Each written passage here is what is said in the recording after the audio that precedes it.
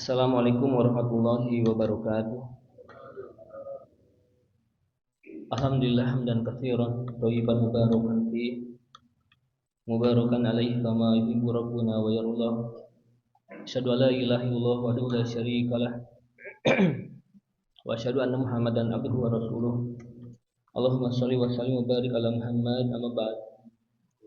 Alhamdulillah para jamaah sekalian, kita bersyukur kepada Allah Jalla wa ala atas segala karunia, nikmah serta taufik kepada kita semua, sehingga kita semua di sini masih bisa berkumpul sama-sama melaksanakan sholat subuh berjamaah. Salawat dan salam selalu tercurah kepada Nabi kita Habibina Muhammad SAW beserta seluruh keluarga dan para sahabatnya semua.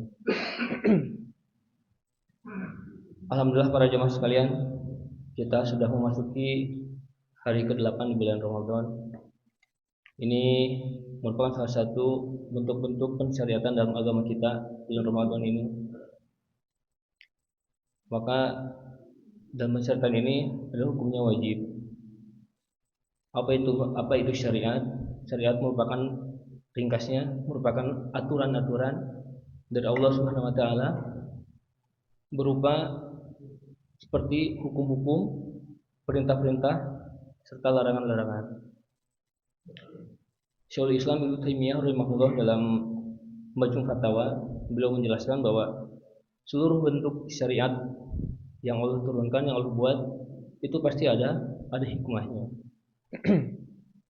Karena pensyariatan ini adalah bentuknya diperintahkan atau diwajibkan. Sebagaimana Allah Subhanahu wa taala berfirman di dalam surat Al-Jasiyah 18, "Tsumma ja'alnaka 'ala syari'ati minal amri fattabiha wa la tattabi ahwa alladziina la ya'lamun." Kemudian kami jadikan atasmu Muhammad adalah syariat di dalam perkara agama. Fattabiha, maka ikutilah syariat tersebut. Wa la tattabi ahwa alladziina la ya'lamun. Janganlah engkau mengikuti orang-orang yang tidak mengetahui.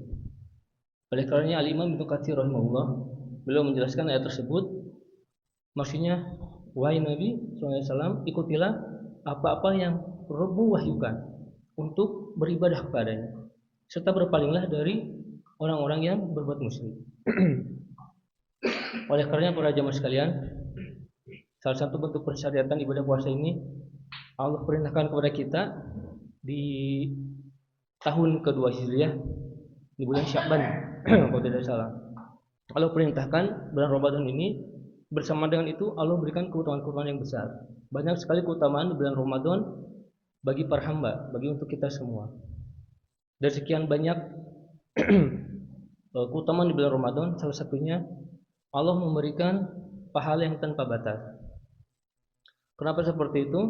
Karena para ulama kita seperti Ibnu Rajab Al-Hambali dalam kitab beliau Lataif Al-Ma'arif, kemudian Syekh Shalih Al-Utsaimin rahimahullah ketika beliau menjelaskan kitab Syarah Usul Salasah, beliau menjelaskan bahwa puasa bagian dari kesabaran. Kenapa seperti itu? Karena di dalam puasa itu terdapat 3 jenis kesabaran. Pertama, kesabaran tatkala seorang hamba sedang melaksanakan ketaatan kepada Allah Subhanahu wa taala. Yang kedua, ketaatan di dalam kita menahan diri kita dari larangan-larangan. Dalam hal ini berpuasa Ramadan, kita menahan diri di atas kesabaran dari larangan yang Allah perintahkan, seperti kita menahan haus, kemudian makan dan lainnya. Kemudian dari 3 jenis kesabaran ini yang terakhir, kita menerima hukum-hukum, ketentuan-ketentuan tatkala seorang hamba melakukan ibadah puasa, sudah tentu ia akan merasakan keletihan, kehausan, badannya lemah, kadang suka terasa sakit kepala. Itu adalah ketentuan yang akan dilalui seorang hamba tatkala menghadapi atau melaksanakan ibadah Ramadan. Oleh karenanya, ketika seorang hamba melaksanakan ibadah Ramadan, kemudian dia mendapatkan derajat kesabaran atas puasanya tersebut, maka Allah janjikan puasa yang tanpa batas. Seperti dalam firman-Nya surat Az-Zumar ayat 10, "Innama yuwaffas sabirun ajruhum bighairi hisab." Sesungguhnya disempurnakan asobirun bagi orang yang berpuasa, apa yang disempurnakan ajrohum bighairi hisab, pahala yang tanpa batas. Kemudian keutamaan selanjutnya adalah dijauhkan dari api neraka. Di dalam hadis Bukhari dan Muslim dari sahabat yang mulia Abu Sa'id Al-Khudri radhiyallahu anhu, Nabi SAW bersabda, "Ma min abdin yawman ya ma min abdin yasumu yawman fi sabilillah illa ba'dallahu bidzalikal yawm wajhu anin nar sab'ina kharifan." Tidaklah seorang hamba berpuasa satu hari di sabilillah, di jalannya Allah.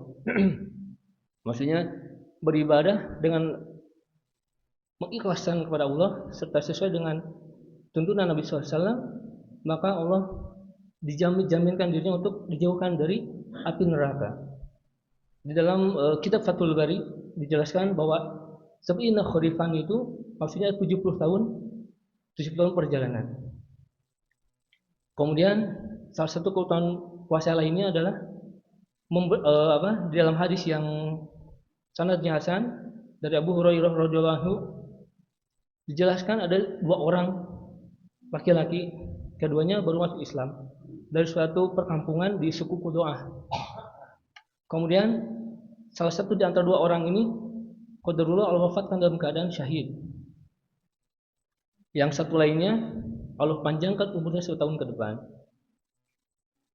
Kemudian di dalam riwayat itu dijelaskan dari Thalhah bin Ubaidillah, beliau bermimpi Allah Subhanahu wa taala memperlihatkan surga kepadanya. Tatkala beliau bermimpi dilihatkan surga, beliau melihat orang yang tidak mati syahid dari kedua orang tersebut itu sudah masuk surga terlebih dahulu. Kemudian kata Thalhah bin Ubaidillah radhiyallahu anhu, "Fata'ajjabtu lidzalik." Aku sangat heran sekali dengan mimpi tersebut. Fa asbahtu fadzakartu dzalika lin Nabi sallallahu alaihi wasallam. Kata beliau, maka ketika pagi aku ceritakan mimpi ini pada Nabi sallallahu alaihi wasallam. Faqala Rasulullah sallallahu alaihi wasallam, "Alaisa qad shoma ba'da Ramadan?" Bukankah si laki-laki yang tadi ini telah mengerjakan tatkala si orang yang mati syahid itu meninggal kemudian dia menjumpai bulan Ramadan? Wa sholat sitatil alfi rakatin, dan telah melakukan sholat sunnah au kada wa kada, kata Rasul, dan amalan-amalan lainnya. Kemudian di dalam akhir riwayatnya itu Nabi SAW menutup fama bainahuma abadu mimma bainas samai wal ardh. Kata Nabi SAW, tidaklah jarak di antara keduanya orang yang mati syahid dan orang yang menjumpai bulan Ramadan mengerjakan amal-amal kebaikan, kecuali jaraknya seperti langit dan bumi. Baru dimasukkan ke dalam surganya itu mendahului itu setelah jaraknya langit dan bumi. Jadi betapa lamanya itulah keutamaan bulan Ramadan. Di dalam hadis yang lain diriwayatkan oleh Abdullah bin Abbas radhiyallahu anhu bahwa jarak antara langit dan bumi itu kira-kira 500 tahun perjalanan. Para jemaah sekalian, bisa diambil faedah dari hadis tersebut bahwa satu, bagaimana keutamaan bulan Ramadan tatkala seorang hamba mengerjakan suatu amal ibadah itu bisa menambah nilai kadar beratnya amalan tersebut sehingga Allah memasukkan ke dalam surga dengan derajat yang tinggi. Yang kedua adalah seorang hamba tatkala Allah berikan usia yang panjang, kemudian seorang hamba itu mengisi umur itu, usia itu dengan ketaatan kepada Allah SWT, maka salah satu bentuk rahmat Allah untuk masukkan seorang hamba ke dalam surganya. Di dalam hadis yang sahih dari Abdullah bin Busrin radhiyallahu anhu, tatkala Rasulullah ditanya, "Ya Rasulullah, siapakah orang yang baik?" Maka bila Rasulullah SAW menjawab, "Man tala umruhu wa hasuna amalu." Orang yang panjang umurnya dan baik amal. Para jemaah sekalian, alhamdulillah, semoga kita semua di sini 8 hari ini yang telah mengerjakan amal-amal soleh kebajikan, semoga itu menjadi sebab kita mendapatkan rahmat Allah SWT dan juga menjadikan sebab sebagai ampunan bagi diri kita semua.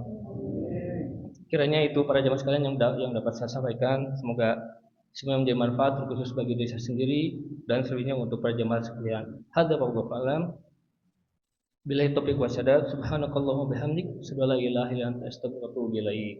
Wa jazakumullah khair.